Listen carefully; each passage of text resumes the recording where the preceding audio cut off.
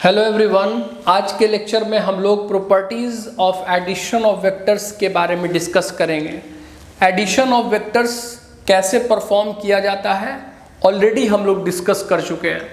आज के लेक्चर में ये सीखेंगे कि जब कभी भी आप एडिशन परफॉर्म कर रहे हैं तो उस समय कौन कौन सा प्रॉपर्टीज़ है जो आपको ध्यान में रखना चाहिए ताकि आपका जो एडिशन ऑफ वेक्टर्स का जो एनालिसिस है वो आपका आसान हो सके। तो लिखते हैं, आज का लेक्चर शुरू करते हैं। लिखते हैं properties of addition of vectors.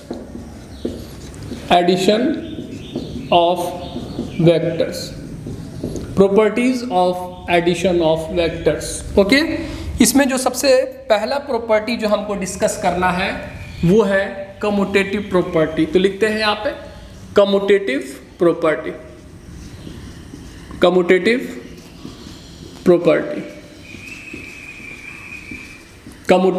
Property. अब देखिए यहाँ पे जब कभी भी आप दो वेक्टर्स का एडिशन परफॉर्म कर रहे होंगे तो उस दौरान आपके दिमाग में ये सवाल आ सकता है कि दो वेक्टर्स का जो हम एडिशन परफॉर्म कर रहे हैं तो कौन सा वेक्टर को आगे रखें, कौन सा वेक्टर को बाद में रखें। इस तरह का ख्याल दिमाग में आ सकता है जब आप दो वेक्टर्स का एडिशन परफॉर्म कर रहे हैं तो, ठीक है ना। तो कम्यूटेटिव प्रॉपर्टी जो है ये अगर आप सीख लेंगे तो आपका ये कन्फ्यूज़न दूर हो जाएगा कि दो वेक्टर्स का एडिशन के दौरान कौन सा वेक्टर को पहले रखें, कौन सा वेक्टर को बाद में रखें। देखिए यहाँ पे क्या कहता है कम्यूटेटिव प्रॉपर्टी। तो यहाँ पे इसको समझने के लिए हम लोग कंसीडर कर रहे हैं, लेट अस कंसीडर एक पैरेललोग्राम कंसीडर कर लेते हैं। Let us consider a parallelogram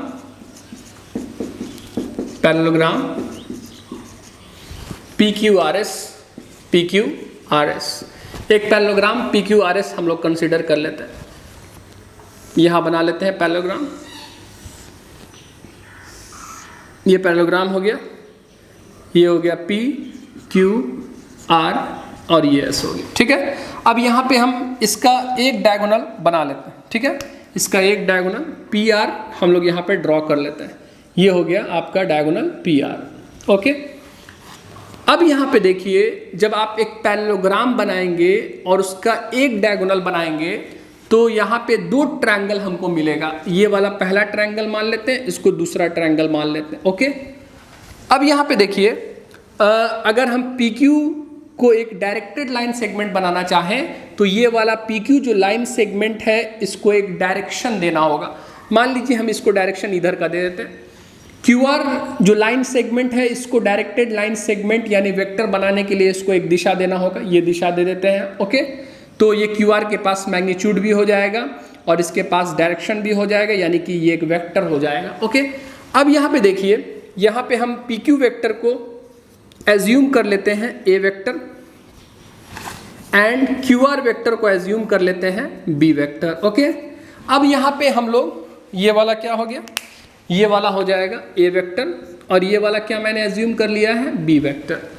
अब यहाँ पे देखिए कि अगर हम पहला ट्रायंगल का अगर बात किया जाए और इस पहला ट्रायंगल के माध्यम से हम अगर A vector and B vector को ऐड करना चाहें तो बड़े आसानी से ट्रायंगल लॉ का इस्तेमाल करते हुए हम एडिशन परफॉर्म कर सकते हैं। तो यहाँ पे केस वन में हम कंसीडर करते हैं कंसीडर द ट्रायंगल।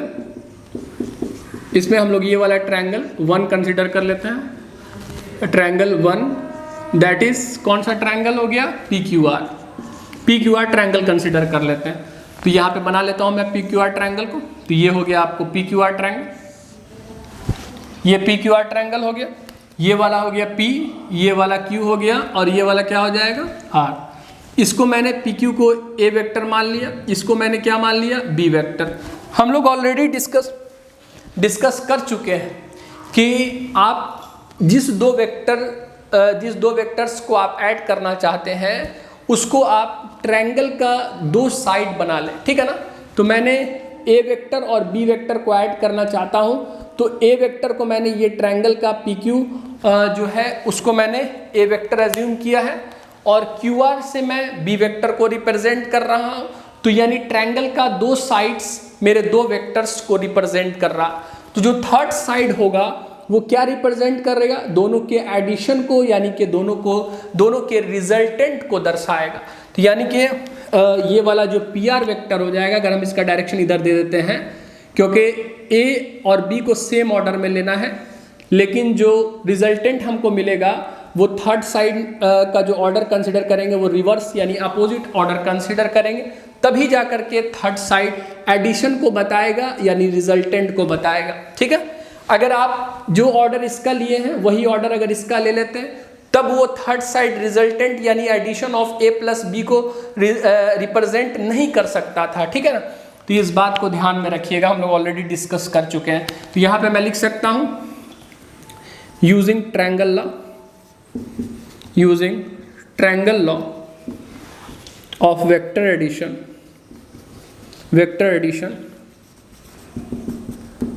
क्या मिल सकता है हम लोग को, वी गेट क्या मिलेगा, हम लिख सकते हैं ना ऐसे, P Q vector plus of Q R vector किसके बराबर हो जाएगा, P R vector. P Q vector को क्या मैंने एज्यूम किया है, A vector, Q R vector को क्या एज्यूम किया है, बी वेक्टर। ये किसके बराबर हो जाएगा, पी आर वेक्टर के बराबर हो जाएगा। ठीक है, ये हमको एक इक्वेशन, पहला इक्वेशन हमको यहाँ से मिल गया। अब यहाँ पे दूसरा ट्रायंगल में कंसीडर करेंगे, क्योंकि देखिए हम दोनों ट्रायंगल इसीलिए कंसीडर कर रहे हैं क्योंकि हमको a प्लस बी के बारे में भी जानना है एंड b प्लस ए के बारे में भी जानना है कि दोनों का रिजल्टेंट आखिर कैसा आ रहा, दोनों एक जैसा आ रहा या डिफरेंट आ रहा, वही हम समझने का प्रयास कर रहे हैं ताकि हम कुछ कंक्लूजन दे पाएँ आपको। तो यहाँ पे दूसरा ट्रायंगल जो हम कंसीडर करेंगे, तो यहाँ पे देखते हैं, यहाँ पे दूसरा ट्रायंगल कंसीडर करेंगे। लेकिन दूसरा ट्रायंगल कंसीडर करने से पहले आप यहाँ पे ये बात समझिए कि हम जो कंसीडर किए हैं वो एक पैरेललोग्राम कंसीडर किए हैं। पैरेललोग्राम का जो अपोजिट साइड्स होता है वो इक्वल भी होता है, पैरेलल भी होता है, दोनों ही चीज़ होता है। तो अगर हम बात करें P Q and R S का, तो P Q and R S का लाइन सेगमेंट का लेंथ भी इक्वल होगा। अगर हम इसका डायरेक्शन ये वाला सेट कर लें तो दोनों पैरेलल हैं, तो इसका मतलब है दोनों का मैग्नीट्यूड भी सेम हो जाएगा, यानी दोनों का लेंथ भी सेम हो जाएगा और डायरेक्शन भी सेम हो जाएगा। तो हम कह सकते हैं ये जो डायरेक्टेड लाइन सेगमेंट है यानी ये जो डायरेक्टेड लाइन सेगमेंट है यानी दोनों वेक्टर्स क्या हो जाएगा, इक्वल वेक्टर्स हो जाएगा, क्योंकि दोनों वेक्टर्स का मैग्नीट्यूड भी सेम है, क्योंकि पैरेललोग्राम का अपोजिट साइड इक्वल होता है और डायरेक्शन भी सेम है क्योंकि ये दोनों पैरेलल है और मैंने दोनों का डायरेक्शन इस तरीके से कंसीडर किया है। तो यहाँ पे लिखेंगे since P Q R S is a parallelogram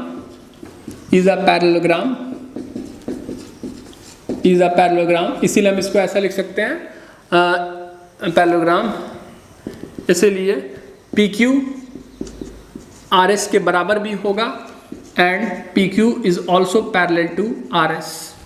okay, तो हम इसको ऐसा लिख सकते हैं, डायरेक्शन मैंने ये वाला दिया है, इसको मैंने डायरेक्शन ये वाला दिया है सपोज। ठीक है, तो हम लिख सकते हैं ना पी क्यू जो वेक्टर होगा किसके बराबर हो जाएगा, एस आर वेक्टर के बराबर हो जाएगा। ओके, और पी क्यू वेक्टर क्या एज्यूम मैंने किया है, ए वेक्टर, तो एस आर वेक्टर भी क्या किसके बराबर हो जाएगा, ए वेक्टर के बराबर हो जाए। इसी तरीके से सिमिलरली इसी तरीके से आप कह सकते हैं ना Q R and P S जो है ये भी पैरेललोग्राम का अपोजिट साइड है, ये भी क्या होगा, इक्वल होगा, पैरेलल होगा। अगर ये डायरेक्शन हम दे देते हैं तो ये वाला जो वेक्टर बनेगा वो दोनों का मैग्नीट्यूड भी सेम हो जाएगा, डायरेक्शन भी, यानी दोनों इक्वल वेक्टर्स के कैटेगरी में आ जाएगा। इक्वल वेक्टर्स के कैटेगरी में आ जाएगा तो अगर हम इसको बी एज्यूम कर रहे हैं तो ये वाला भी क्या हो जाएगा, बी वेक्टर हो जाएगा ना, कोई प्रॉब्लम वाली बात नहीं। तो हम इसको ऐसा लिख सकते हैं, देखिए हम इसको ऐसा लिख सकते हैं, ये वाला जो मैंने यहाँ पे जो एज्यूम किया है पैरेललोग्राम, ये आपको P Q R S. Okay, तो ये वाला देखिए तो क्या हो जाएगा, ये वाला ए वेक्टर, ये वाला बी वेक्टर, तो ये वाला भी क्या हो जाएगा, बी वेक्टर, ये वाला ए वेक्टर। तो हम इसको ऐसा लिख सकते हैं क्यू आर वेक्टर किसके बराबर हो जाएगा, पी एस वेक्टर के बराबर हो जाएगा। किसके बराबर हो जाएगा, बी वेक्टर के बराबर हो। ये बात ध्यान में रखिएगा। अब यहाँ पे देखिए, अब हम दूसरा ट्रायंगल कंसीडर करते हैं, क्योंकि मैंने a प्लस बी निकाल लिया, ये पहला ट्रायंगल के हेल्प से मैंने निकाल लिया a प्लस बी, क्योंकि पहला ट्रायंगल क्या देगा, a प्लस बी देगा, यानी a एंड b का एडिशन देगा जिसमें a पहले होगा। अगर दूसरा ट्रायंगल का बात किया जाए तो दूसरा ट्रायंगल b प्लस a देगा, यानी कि b पहले होगा a बाद में होगा। अब हम ये देखना चाहते हैं कि b प्लस a कितना आ रहा है ना, ये चीज़ हम लोग यहाँ पे समझना चाह रहे हैं। तो यहाँ पे देखिए तो ज़रा सा, नाउ केस 2 कंसिडर कर लेते हैं। नाउ केस 2 कंसिडर कर लेते हैं। केस 2 में हम कंसिडर करते हैं, कंसिडर द ट्रायंगल 2 कंसिडर कर लेते हैं, दैट इज PRS कंसिडर कर लेते हैं। ओके, अब यहाँ पे देखिए, ये वाला ट्रायंगल मैं कंसिडर कर लेता हूँ। ये वाला हो गया PR और ये वाला हो गया S। ये वाला वेक्टर A हो गया, ये वेक्टर B हो गया, ये वाला दूसरा ट्रायंगल हो। इसका अगर डायरेक्शन देखा जाए तो ये वाला डायरेक्शन सेट कर दिया मैंने।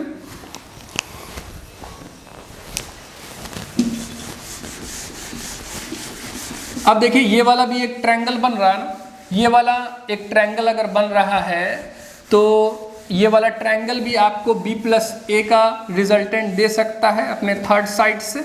तो मैंने दो साइड जो है उसको दो वेक्टर से रिप्रेजेंट कर दिया है। SR जो साइड है वो आपको A वेक्टर, SP जो साइड है वो B वेक्टर को रिप्रेजेंट कर रहा है, उसका ऑर्डर इस तरीके से मैंने लिया।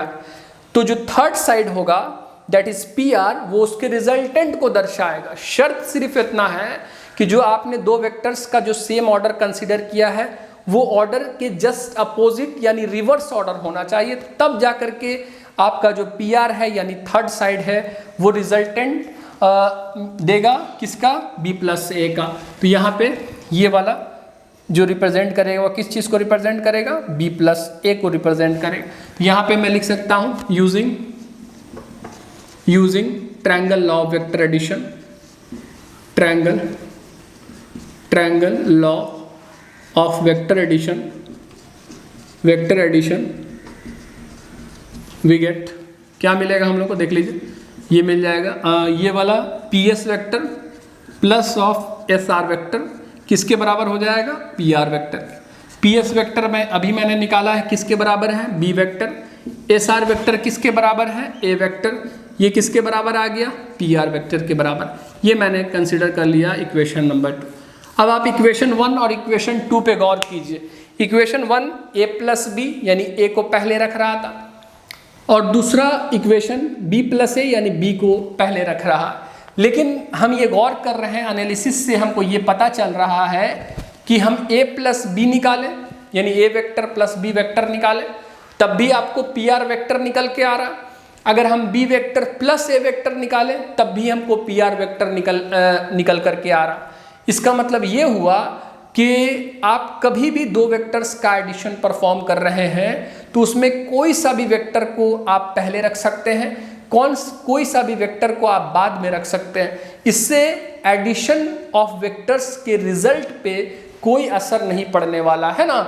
इसीलिए आप ये बात ध्यान में रखिए, आपको इस बात पे टाइम वेस्ट करने की ज़रूरत नहीं है जब आप दो वेक्टर्स को एडिशन कर रहे हैं कि कौन सा वेक्टर को पहले रखा जाए, कौन सा वेक्टर को बाद में रखा जाए। आपको उसमें टाइम वेस्ट करने की आवश्यकता नहीं। कोई सा भी वेक्टर को पहले लीजिए ना, कोई सा भी वेक्टर को बाद में लीजिए, उससे कोई प्रॉब्लम नहीं। रिजल्ट क्या आने वाला है, सेम ही आने वाला है, क्योंकि जो वेक्टर एडिशन होता है वो कम्यूटेटिव नियम का पालन करता है। उसको ये मतलब नहीं है कौन सा वेक्टर पहले आ रहा कौन सा बाद में आ। देखिए ना, दोनों से क्या आ रहा, PR वेक्टर आ रहा।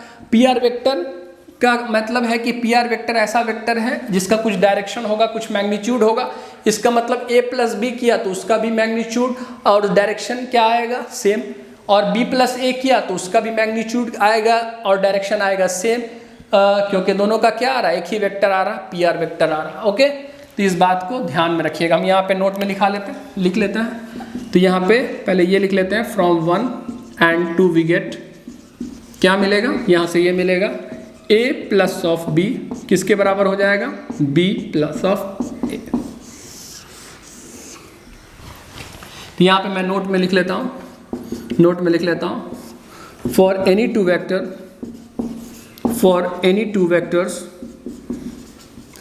वेक्टर्स हम लोग ये लिख सकते हैं a प्लस ऑफ b किसके बराबर हो जाएगा, a प्लस ऑफ b बराबर हो जाएगा b प्लस ऑफ a। यही होता है कॉम्यूटेटिव लॉ।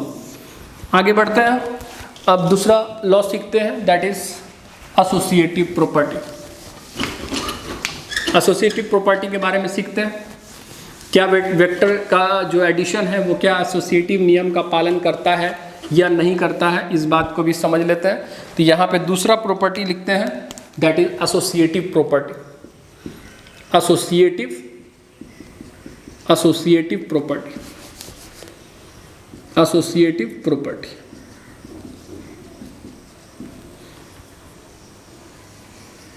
एसोसिएटिव प्रॉपर्टी, अब यहाँ पे देखिए तो एसोसिएटिव प्रॉपर्टी हम लोग पढ़ेंगे तो ये कन्फ्यूज़न दूर हो जाएगा हम लोग का। जब हम लोग तीन वेक्टर्स का एडिशन परफॉर्म कर रहे हैं तो ये कन्फ्यूज़न हो सकता है कि कौन सा दो वेक्टर को पहले एडिशन परफॉर्म किया जाए, किसको लास्ट में रिजल्टेंट के साथ ऐड किया जाए, ठीक है ना। देखिए हम लोग जो पैरेललोग्राम लॉ सीखे हैं, चाहे ट्रायंगल लॉ सीखे हैं वेक्टर एडिशन का, हम लोग को फैसिलिटी है दो ही वेक्टर को एट अ टाइम हम ऐड करते हैं, ठीक है ना। तो अगर तीन वेक्टर्स का एडिशन आ जाएगा तो इसमें भी वही करेंगे, हम पहले दो वेक्टर का एडिशन परफॉर्म करेंगे, ठीक है ना। जो रिजल्टेंट आएगा उसको थर्ड वेक्टर के साथ हम ऐड करेंगे। तो आपके दिमाग में ये आ सकता है जब तीन वेक्टर्स का एडिशन दिया रहेगा तो कौन सा दो वेक्टर का ग्रुपिंग पहले करें, ऐड पहले करें, जो रिजल्टेंट आए उसको थर्ड वेक्टर के साथ ऐड करें। तो ये कन्फ्यूज़न आपका एसोसिएटिव लॉ यानी एसोसिएटिव प्रॉपर्टी दूर कर देगा। कैसे, देखिए आप यहाँ पे देखिए, ये सब प्रॉपर्टी अगर ध्यान में रखिएगा ना, सही से पढ़िएगा तो काफ़ी आपको आसानी होगा एनालिसिस के दौरान। कोई कन्फ्यूज़न किसी तरह का जब आप एनालिसिस कीजिएगा या जब क्वेश्चन डिस्कस करेंगे किसी भी तरह का प्रॉब्लम नहीं होगा, क्योंकि सारा चीज़ डिटेल में हम लोग डिस्कस कर रहे हैं। तो यहाँ पे हम लोग कंसीडर एक फिगर कंसीडर करते हैं, कंसीडर थ्री वेक्टर्स, पहले कंसीडर मैं कर लेता हूँ। Consider three vectors A, B and C, okay. तीन वेक्टर कंसीडर कर रहे हैं। अब तीन वेक्टर दिया हुआ था, अब वी हैव टू फाइंड, हमको क्या निकालना, we have to find A plus B plus of C। हमको तीनों वेक्टर्स को क्या करना है, एडिशन परफॉर्म करना। अब यहाँ पे देखिए हम क्या करेंगे, हम चूंकि triangle law of vector addition लगाना चाहते हैं, इसीलिए तीनों वेक्टर्स जहाँ भी हो हम लाइक पैरेलल शिफ्टिंग के माध्यम से हम लोग initial point and terminal point को दो वेक्टर्स के एक जगह पे कर सकते हैं, ताकि आपका triangle law of vector addition को इस्तेमाल किया जा सके। तो यहाँ पर देखिए तो कहीं पर भी वेक्टर हो A, B एंड C, मैंने ऐसे ले आया वेक्टर को, मान लीजिए ये ले आता हूँ मैं, ये मैंने लिया, ये मैंने कंसिडर कर लिया एक वेक्टर, ये B वेक्टर, ये मान लीजिए C वेक्टर, ये आपका हो गया A वेक्टर, ये मैंने B वेक्टर, ये मैंने C वेक्टर ले लिया, इसका डायरेक्शन ऐसे ले लिया मैंने, ठीक है। हमको तीन वेक्टर्स को ऐड करना था तो हम पहले दो वेक्टर ही को ऐड करेंगे, किसी भी दो वेक्टर को ऐड करेंगे, बारी बारी से दोनों केस में हम लोग देखेंगे। लेकिन ट्रायंगल लॉ लगाने के लिए आपको दो वेक्टर्स का जो आपका एक वेक्टर का जो टर्मिनल पॉइंट है दूसरे वेक्टर का इनिशियल पॉइंट कॉन्साइड करेगा, तभी तो आप triangle law of vector addition लगाएं। इसीलिए हम लोग इस तरीके से अरेंज कर लिए। अब यहाँ पे देखिए इसको हम लोग बना देते हैं क्वाड्रिलेटरल, यहाँ पे बना, ओके। यहाँ पे देखिए तो समझिएगा, ज़्यादा टफ नहीं है, आसानी है।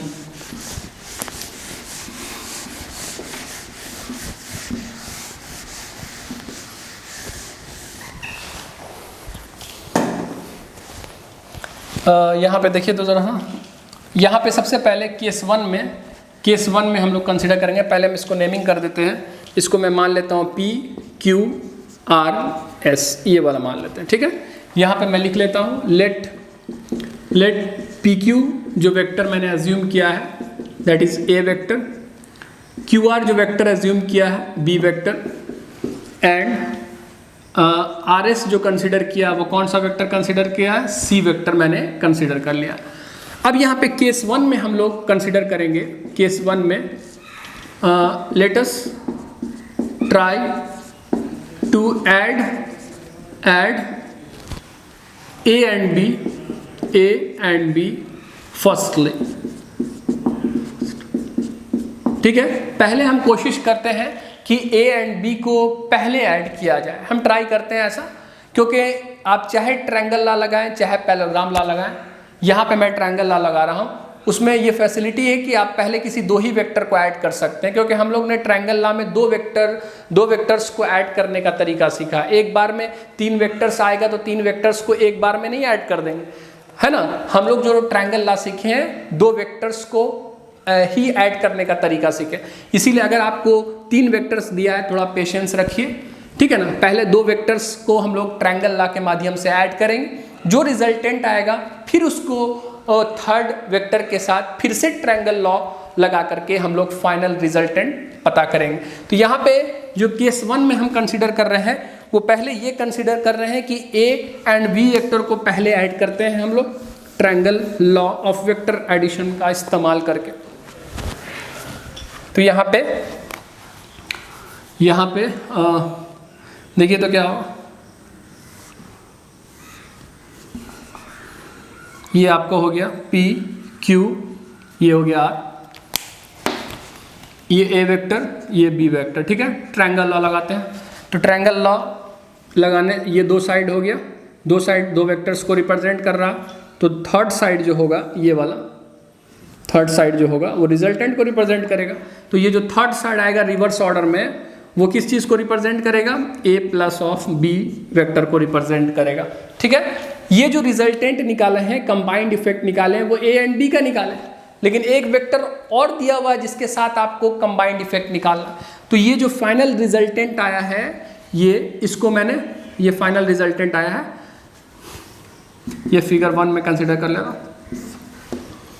फिगर 2 में यहाँ पे A प्लस B जो फाइनल रिजल्टेंट आया है दैट इज PR, ये आपको हो गया A प्लस ऑफ B, ये आ गया, है ना, A vector plus of B vector. अब जो मेरे पास वेक्टर है वो है आपको C वेक्टर, तो C वेक्टर के साथ हमको ऐड कर देना। देखिए तो अभी भी 2 वेक्टर हो गया कि नहीं हो गया, एक वेक्टर हो गया ये वाला that is A vector plus B vector, वो एक ही वेक्टर ना हो गया, ये हो गया, और दूसरा वेक्टर क्या हो गया दैट इज C वेक्टर। अब ये फिर से आप ट्रायंगल लॉ यूज कर सकते हैं, क्योंकि ट्रायंगल लॉ किसी 2 वेक्टर को ऐड कर सकता है एट अ टाइम। तो यहाँ पे 2 वेक्टर है, 2 ही वेक्टर तो है, तो इसको ऐड कर देंगे। तो जो थर्ड साइड होगा ये वाला, जो थर्ड साइड होगा दैट इज ये वाला, कौन सा यहाँ पे हो गया, यहाँ वर्टेक्स हो गया S। ये थर्ड साइड क्या रिप्रेजेंट करेगा, ये आपको रिजल्टेंट, तो रिजल्टेंट क्या हो जाएगा, ये एक vector plus of C vector, 2 vector का क्या हो जाएगा, रिजल्टेंट हो जाएगा, रिजल्टेंट हो जाएगा। ओके, कहने का मतलब है कि जो मेरा A plus B plus C निकालना था, यानी 3 वेक्टर्स का एडिशन निकालना था, तो उसमें मैंने केस 1 में पहले A एंड B को ऐड किया, जो रिजल्टेंट आया दैट इज PR वेक्टर आया। अब ये जो PR वेक्टर है उसको मैंने C वेक्टर के साथ ऐड किया, तो क्या आ गया मेरा रिजल्टेंट, और रिजल्टेंट कौन सा वेक्टर हमको दे रहा है, PS वेक्टर दे रहा। इसका मतलब है कि यहाँ पे ऐसा इसको हम फाइनल अगर बनाया जाए, ये आपको फिगर 2 हो गया, फिगर 2 हो गया। फिगर 1 रिप्रेजेंट कर रहा A प्लस B को रिप्रेजेंट कर रहा, और ये वाला रिप्रेजेंट कर रहा है A plus B plus of C। यहाँ पे मैं फाइनल फिगर से आपको समझाने का प्रयास करता हूँ।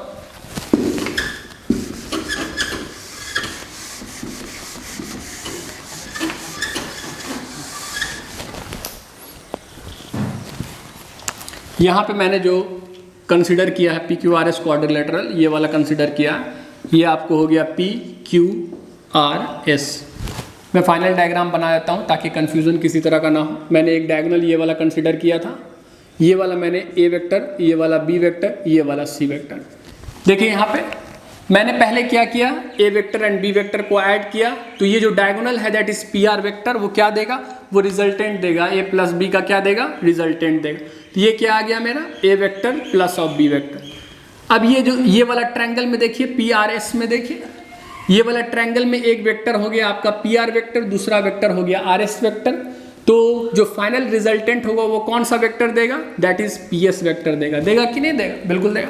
इसका मतलब है कि जो पी एस वेक्टर है वो मेरा a प्लस बी प्लस सी यानी फाइनल रिजल्टेंट को दे रहा है जब हम a प्लस बी को पहले ऐड कर रहे हैं और जो रिजल्टेंट आ रहा है उसको मैं c वेक्टर से के साथ ऐड कर रहा हूं। तो ठीक है ना, इसका मतलब यहां पे मैं लिख लेता हूं, यहां पे लिख लेते हैं, यहां पे लिख लेते हैं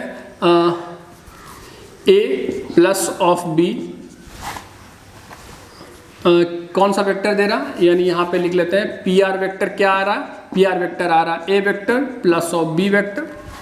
अब अगर A vector plus of B vector के साथ आप ऐड कर देंगे सी वेक्टर को तो कौन सा वेक्टर आ जाएगा, पी एस वेक्टर आ जाएगा, है ना।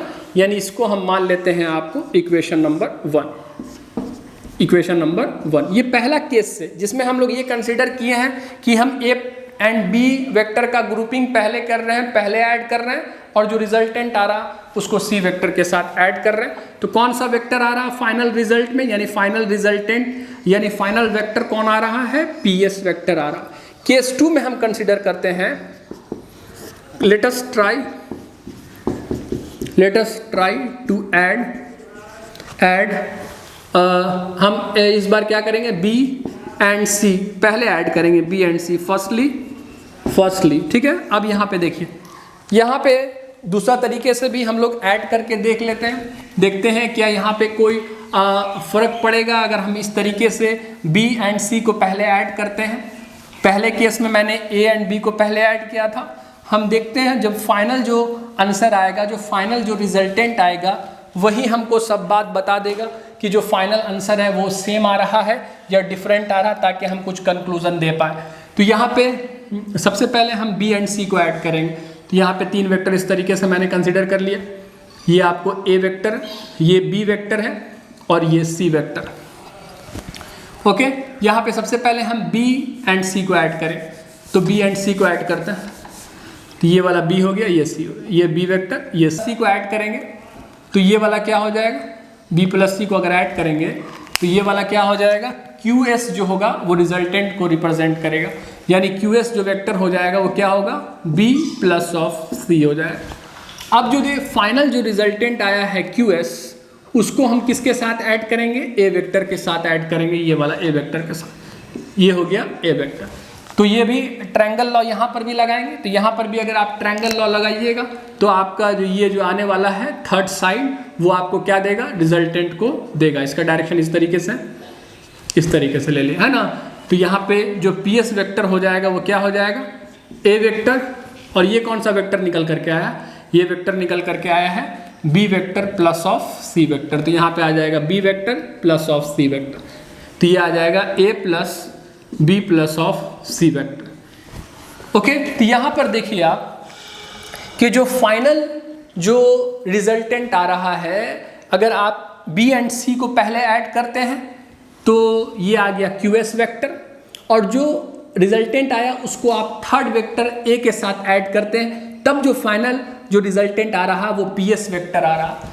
याद कीजिए, इसको हम यहाँ पे सेकंड इक्वेशन कंसीडर कर लेते हैं, ये A वेक्टर प्लस क्या हो जाएगा, B plus of C vector. Okay, ये आपको हो गया सेकंड इक्वेशन। आप याद कीजिए कि जब हम A एंड B को पहले ऐड कर रहे थे, जो रिजल्ट आ रहा था उसको C के साथ ऐड कर रहे थे, तब भी PS वेक्टर ही पधारा था। अब हम लोग क्या कर रहे हैं, B एंड C को पहले ऐड कर रहे हैं, तब जो रिजल्ट आ रहा है उसको A के साथ ऐड कर रहे हैं, तब भी PS ही वेक्टर पधार रहा है। इसका मतलब है कि इसका मतलब क्लियर है कि कभी भी आप 3 वेक्टर्स का एडिशन परफॉर्म कर रहे हैं तो कोई सा भी 2 वेक्टर को आप पहले ऐड करें, जो आपका रिजल्टेंट आए उसको थर्ड वेक्टर के साथ ऐड करें। तो आप ऐसा करेंगे तो वैसा करने से आपके रिजल्ट पे यानी फाइनल वेक्टर पे कोई प्रभाव नहीं पड़ेगा, फाइनल वेक्टर सेम रहेगा, ठीक है ना।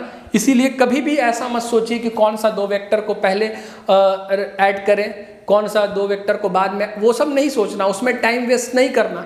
जिस भी 2 वेक्टर जो 2 वेक्टर पकड़ा गया उसको पहले ऐड कर दीजिए। जो PS वेक्टर यहाँ पर भी A vector plus of B plus C vector आ रहा है ना, तो इसका मतलब है कि इक्वेशन 1 में भी आपको जो आया था वो PS वेक्टर आया था, इक्वेशन 2 में भी आया था PS वेक्टर आया था, इक्वेशन 1 में भी हमने 3 वेक्टर्स को ऐड किया था, इक्वेशन 2 में भी हम 3 वेक्टर्स को ऐड कर रहे हैं। फ़र्क सिर्फ इतना है कि पहला जो केस हम कंसिडर किए तो उसमें हमने A एंड B को पहले ऐड किया था, और दूसरा केस में मैंने क्या किया है, B एंड C को पहले ऐड किया, यही सिर्फ अंतर है। लेकिन ऐसा करने से मैंने यहाँ पे देखा कि ऐसा करने से आपका जो फाइनल वेक्टर है वो सेम आ रहा, यानी फाइनल रिजल्ट सेम आ रहा। इसीलिए आपको इस चीज़ में समय नहीं व्यर्थ करना है कि कौन सा 2 वेक्टर को पहले ग्रुप करके ऐड करें, है ना, उसमें नहीं समय ज़ाया करना है आपको। आप कोई सा भी 2 वेक्टर को पकड़ के पहले ऐड कर लें, जो रिजल्टेंट आए उसको आप थर्ड वेक्टर के साथ ऐड कर लें, ठीक है ना, कोई प्रॉब्लम की बात नहीं है। क्यों? इसीलिए क्योंकि वेक्टर्स का जो एडिशन होता है वो एसोसिएटिव नियम का पालन करता है। तो यहाँ पे जो ब्रैकेट हम इस्तेमाल कर रहे हैं, ब्रैकेट किस चीज़ को बता रहा है कि पहले A प्लस B को ऐड करो। यहाँ पे B प्लस C के साथ ब्रैकेट लगा हुआ है, इसका मतलब बोल रहा है पहले B प्लस C को ऐड करो। लेकिन ऐसा तो कोई रिस्ट्रिक्शन है नहीं, क्योंकि जो वेक्टर का एडिशन है वो एसोसिएटिव नियम का भी पालन करता है। इसीलिए ये ब्रैकेट आप हटा भी सकते हैं, कोई प्रॉब्लम नहीं है। कोई भी 2 वेक्टर को अपने ख्वाहिश अनुसार ऐड कर ले पहले, ठीक है ना, कोई प्रॉब्लम वाली बात नहीं है। तो हम इसको ऐसे भी लिख सकते हैं, we can write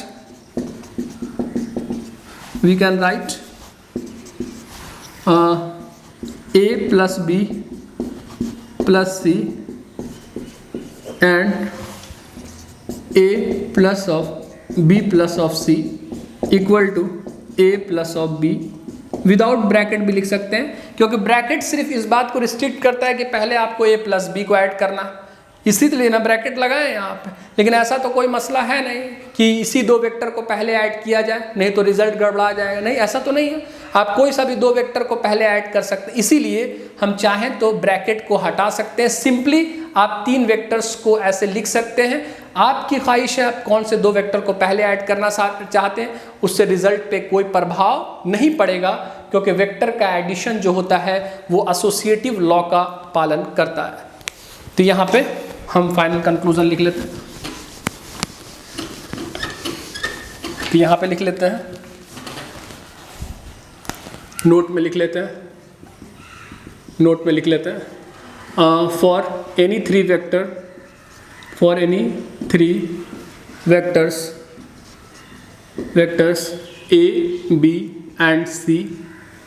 A, B and C, we have A plus B plus of C is equal to A plus of B plus of C। Okay, ये बात को ध्यान में रखिएगा, एसोसिएटिव लॉ यही होता है। ओके, अब आइए हम लोग थर्ड चीज़ सीखेंगे आज के लेक्चर में, वो है existence of additive identity. Third चीज़ सीखेंगे आज, existence of additive identity.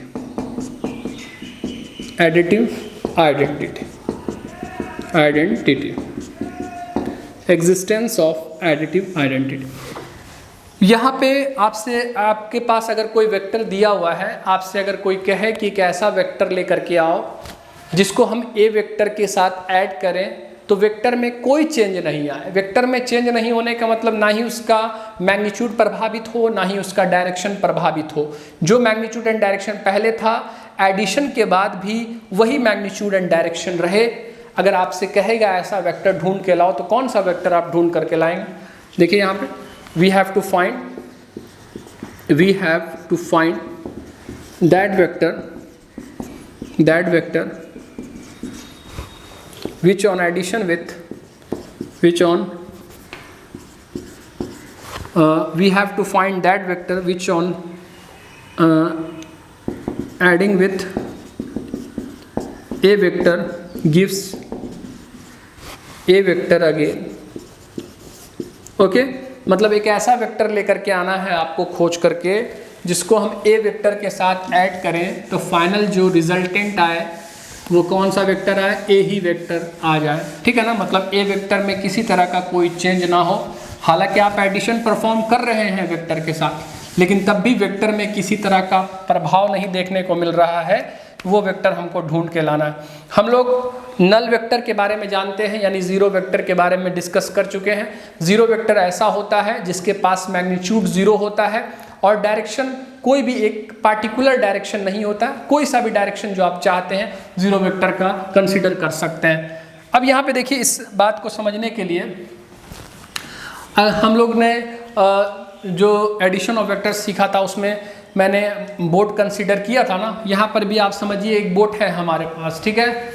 Let us consider a boat, let us consider a boat is moving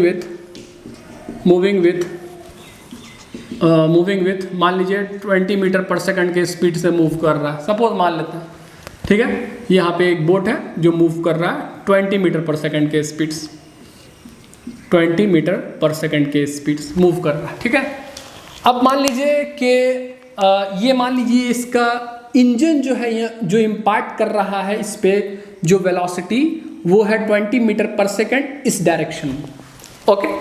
इसमें जो है फ्लो ऑफ रिवर वाटर कोई भी वेलोसिटी नहीं है उसके पास, अगर मतलब कि जो फ्लो ऑफ रिवर वाटर है वो कोई भी वेलोसिटी इम्पार्ट नहीं कर रहा है। अगर मान लीजिए बोट पर तो सिर्फ एक ही वेलोसिटी होगा ना, ये वाला, ठीक है। तो हम इसको ऐसा भी कह सकते हैं कि फ्लो ऑफ रिवर वाटर जो है वो जीरो वेलोसिटी, यानी इसको जीरो वेक्टर के माध्यम से आप रिप्रेजेंट कर सकते हैं। तो अगर मान लीजिए कि फ्लो ऑफ रिवर वाटर इस दिशा में अगर मान लीजिए कंसीडर कर लेते हैं 0 मीटर पर सेकंड, 0 मीटर पर सेकंड, इसी डायरेक्शन में है ना, इसी डायरेक्शन में, that is nothing but a zero vector. ये है आपका velocity of flow of river water, okay. इस डायरेक्शन में 0 मीटर पर सेकंड। ये जो 20 मीटर पर सेकंड है वो मैंने कंसीडर किया है velocity imparted by the engine। अब समझने का यहाँ पे प्रयास कीजिएगा कि अगर बोट मेरा मूव कर रहा है 20 मीटर पर सेकंड के हिसाब से इस डायरेक्शन में, क्योंकि इंजन इम्पार्ट कर रहा है उतना वेलोसिटी, ओके। लेकिन फ्लो ऑफ रिवर वाटर का कोई वेलोसिटी नहीं है, उसका मैग्नीट्यूड जीरो है, ये जीरो वेक्टर से रिप्रेजेंट कर रहे हैं, ठीक है ना। तो आप ही बताइए कि जीरो वेलोसिटी अगर रहेगा, अगर मान लीजिए, तो हम क्या कहेंगे कि उसका कोई इफेक्ट आपको वो बोट को प्रभावित कर सकता है? नहीं कर सकता है ना, क्योंकि उसका मैग्नीट्यूड जीरो है। उसके पास आप ऐसा भी कह सकते हैं कि उसके पास कोई स्पीड ही नहीं है। जब उसके पास कोई भी स्पीड ही नहीं है तो ये जो 20 मीटर पर सेकंड है ये प्रभावित हुआ ही नहीं, अभी भी क्या रहा, 20 मीटर पर सेकंड ही रहा। इसका मतलब है कि अगर velocity imparted by engine and velocity of flow of river water दोनों का अगर कंबाइंड इफेक्ट निकाले, क्योंकि एडिशन में क्या निकालते, कंबाइंड इफेक्ट तो निकालते हैं। इसका मतलब अगर दोनों का कंबाइंड इफेक्ट निकालें, ये वाला अगर इसको मान लेते हैं, सपोज इसको अगर हम मान लीजिए ए वेक्टर कंसीडर कर लेते हैं, ये वाला 20 मीटर पर सेकंड आई कैप, ये वाला आई कैप हो गया, इस दिशा में पॉजिटिव एक्स एक्सिस की डायरेक्शन मान लीजिए सपोज ले लेते हैं। ये वाला मान लीजिए जीरो वेक्टर है। इसका मतलब है कि ये वाला और ये वाला दोनों वेक्टर को हम ऐड करना चाहते हैं, दोनों का कंबाइंड इफेक्ट निकालना चाहते हैं। चूंकि velocity of flow of river water zero velocity provide कर रहा, इसीलिए इसका कोई भी इफेक्ट ये वाला velocity imparted by the engine पे नहीं हो सकता है। पहले भी बोट 20 मीटर पर सेकंड के स्पीड से मूव कर रहा था। ये वाला velocity of flow of river water अगर जीरो वेक्टर से रिप्रेजेंट करते हैं तो इसके आने के बाद भी कंबाइंड इफेक्ट जो रहेगा अभी भी 20 मीटर पर सेकंड यानी पॉजिटिव एक्स एक्सिस के डायरेक्शन में रहेगा। मतलब जीरो वेक्टर एक ऐसा वेक्टर है जिसको आप किसी भी वेक्टर के साथ ऐड कीजिएगा तो वो वाला वेक्टर वैसा का वैसा ही रहेगा, उस पर कोई फर्क नहीं पड़ेगा, ना ही उसके मैग्नीट्यूड पे ना ही उसके डायरेक्शन पे। इसीलिए हम यहाँ पे कह सकते हैं, यहाँ पे हम लोग कह सकते हैं यानी कि A vector plus of zero vector क्या हो जाएगा, ये ए ही वेक्टर फाइनल आ जाए, है ना, फाइनल आ जाए। तो यहाँ पे मैं इस तरह से लिख सकता हूँ, नोट में मैं लिख देता हूँ, यहाँ पे नोट में लिख देता हूँ zero vector on adding with मतलब कि जीरो ही वेक्टर एक ऐसा वेक्टर है जिसको आप ए वेक्टर के साथ ऐड करेंगे तो आपका ए ही वेक्टर आएगा। या दूसरे तरीके से ये बोला जाए कि आप किसी भी वेक्टर में अगर जीरो वेक्टर ऐड कीजिएगा तो वो वेक्टर वैसा का वैसा ही रहेगा। मतलब ए वेक्टर को जीरो वेक्टर के साथ ऐड कीजिए, ए ही वेक्टर रहेगा। बी वेक्टर को जीरो वेक्टर के साथ ऐड कीजिए, बी ही वेक्टर रहेगा, कोई प्रॉब्लम नहीं। तो zero vector on addition with a vector gives a vector. Okay, हम लोग कम्यूटेटिव प्रॉपर्टी डिस्कस कर चुके हैं बड़े आसानी से। जब कभी भी दो वेक्टर्स का एडिशन होगा तो आप कम्यूटेटिव प्रॉपर्टी का इस्तेमाल कर सकते हैं ना। तो यहाँ पर भी तो दो वेक्टर्स का बात हो रहा है, एक ए वेक्टर एक जीरो वेक्टर। तो आप इसको ऐसे भी लिख सकते हैं ना, A vector plus of zero vector is equal to zero vector plus of A vector. किसी को भी आगे रखिए, किसी को पीछे रखिए, कोई फर्क नहीं पड़ेगा, क्योंकि वेक्टर का जो एडिशन होता है वो कम्यूटेटिव नियम का पालन करता है। तो ये किसके बराबर हो जाएगा? ए वेक्टर के बराबर। इस बात का आप ध्यान में रखिए। ओके, तो यानी कि यहाँ पे नोट 2 में मैं लिखा देता हूँ, zero vector is known as additive identity. इसको एडिटिव आइडेंटिटी कहा जाता है, additive identity for vector addition, okay. अब जो चौथा चीज़ हमको सीखना है वो ये सीखना है एग्जिस्टेंस ऑफ एडिटिव इनवर्स। जो चौथा चीज़ हमको सीखना है, यहाँ पे मैं फोर्थ कर देता हूँ इसको। यहाँ पे सिर्फ मैं आइडेंटिटी को हटा के क्या कर दे रहा हूँ? Inverse, existence of additive inverse. यहाँ पे क्या करना होगा एडिटिव इनवर्स में कि हमको एक ऐसा वेक्टर लाना है जिसको हम ए के साथ ऐड करें तो एक जीरो वेक्टर पैदा हो, है ना। मतलब उसका सारा इफेक्ट खत्म हो जाए, मैग्नीट्यूड पूरी तरह से जीरो हो जाए। और तो हमको ऐसा वेक्टर अगर लाना है तो कैसे? We have to find that vector which on adding with A gives क्या देगा? गिव्स देगा minus of gives zero vector,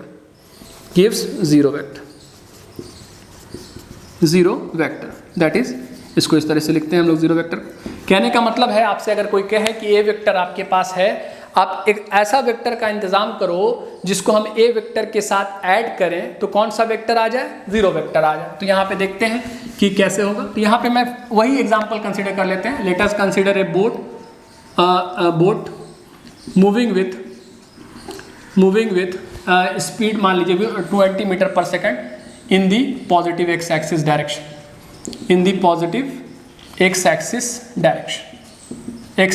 direction, अब यहाँ पे देखिए कि 20 मीटर पर सेकेंड की स्पीड से मूव कर रहा है, क्योंकि उसको इंजन उतना वेलोसिटी प्रदान कर रहा है। अब इसका जो स्पीड है 20 मीटर पर सेकेंड, उसको कैंसिल कर देना, मैग्नीट्यूड को जीरो कर देना है। तो मैग्नीट्यूड जीरो कब होगा? आप ही खुद सोचिए कि अगर हम velocity of flow of river water का वेलोसिटी मतलब उसका डायरेक्शन ऐसा सेट करें कि वो इसके जस्ट अपोजिट हो जाए सेम मैग्नीट्यूड का। मतलब 20 मीटर पर सेकंड अगर हम आई कैप में लगा रहे हैं वेलोसिटी, तो अगर 20 मीटर पर सेकंड अगर आप निगेटिव एक्स एक्सिस डायरेक्शन में लगा देंगे, इसका मतलब है कि अगर दोनों वेलोसिटी जस्ट अपोजिट डायरेक्शन में एक्ट करने लगेगा विथ सेम मैग्नीट्यूड, यानी हम बात कर रहे हैं निगेटिव वेक्टर्स की, तो उस परिस्थिति में मेरा बोट का मूवमेंट सीज कर जाएगा, क्योंकि उसका मैग्नीट्यूड क्या हो जाएगा? जीरो हो जाएगा। इसका मतलब यहाँ पे अगर हम यहाँ पे इसको कंसीडर कर लेते हैं velocity of flow of river water, इसको मैं कंसीडर कर लेता हूँ 20 मीटर पर सेकेंड किस डायरेक्शन में? Minus I cap direction, just opposite direction. तो बोट मूव ही नहीं कर पाया, है ना, बोट नहीं मूव कर पाया। तो यहाँ पे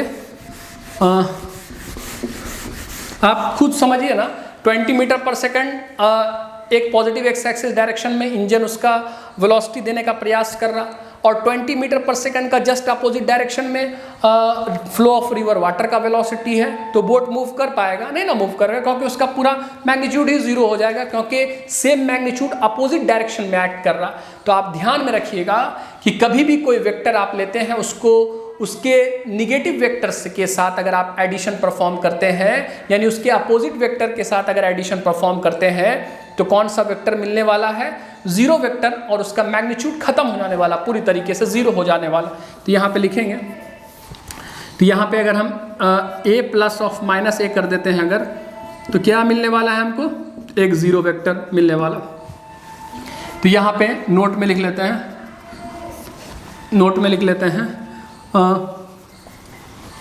minus A on adding with a gives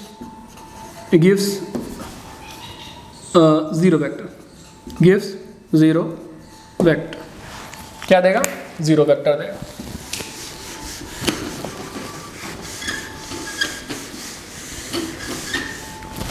यानी कि इसको हम ऐसे लिख सकते हैं a प्लस ऑफ माइनस ए, चूँकि वेक्टर का एडिशन कम्यूटेटिव लॉ का पालन करता है, इसको हम ऐसे भी लिख सकते हैं माइनस ए को पहले, ए को बाद में। ये क्या आने वाला है? जीरो वेक्टर आने वाला है। ये बात ध्यान में आप रखिएगा, ठीक है। और इसमें जो एक चीज़ ध्यान में रखना है आपको नोट में, माइनस ए को क्या कहा जाता है? Minus A is known as additive inverse of क्या हो जाएगा? ए वेक्टर का हो जाएगा, ठीक है। तो हम लोगों ने एडिशन ऑफ वेक्टर से संबंधित प्रॉपर्टीज़ को डिस्कस कर लिया है। जब कभी भी आप एडिशन ऑफ वेक्टर्स के साथ डील कर रहे हैं तो आप ये सब प्रॉपर्टीज़ को अगर ध्यान में रखेंगे तो एनालिसिस करने में काफ़ी सुविधा होगा, ठीक है। नेक्स्ट क्लास में आगे डिस्कस करेंगे। Thank you very much.